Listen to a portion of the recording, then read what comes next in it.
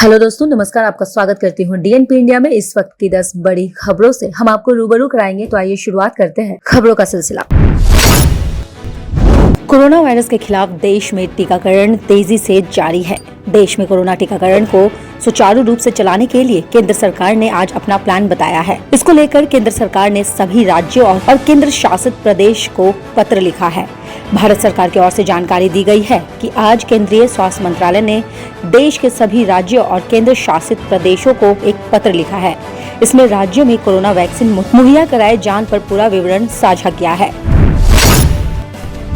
Calcutta high court के समक्ष Narada case मामले में हर रोज नया मोड़ सामने आ रहा है। इस केस में मुख्यमंत्री ममता बनर्जी की मुसीबत बढ़ने वाली है। कलकत्ता हाई कोर्ट के समक्ष नारदा केस को पश्चिम बंगाल से बाहर स्थानांतरित करने की मांग वाली याचिका में सीबीआई ने ममता बनर्जी के नाम का जिक्र किया है। कांग्रेस के कथित टूल किट मामले के खिलाफ देश के शीर्ष अदालत में याचिका दायर की गई है।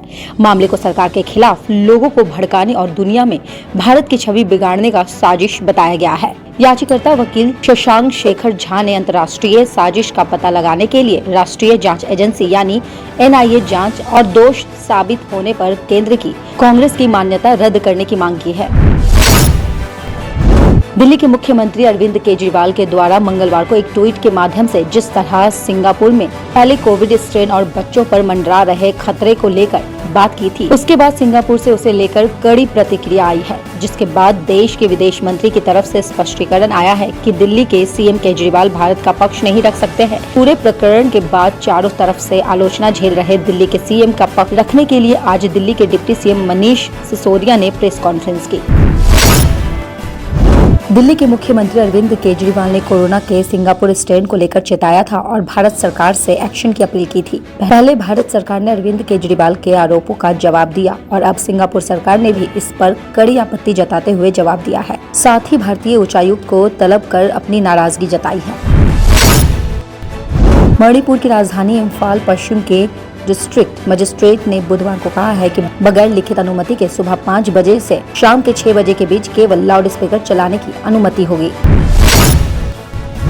देश का सबसे अधिक संक्रमित राज्य तमिलनाडु है, जहां बीते 24 घंटे में आए कोरोना संक्रमण के नए मामलों के आंकड़ों ने चिंता बढ़ा दी है। मंगलवार को यहां SARS-CoV-2 वायरस से 33,059 लोग संक्रमित पाए गए हैं और 364 लोगों की मौत हो गई है। इसके बाद राज्य में अब तक कुल संक्रमितों की संख्या 16,64,350 हो गया है।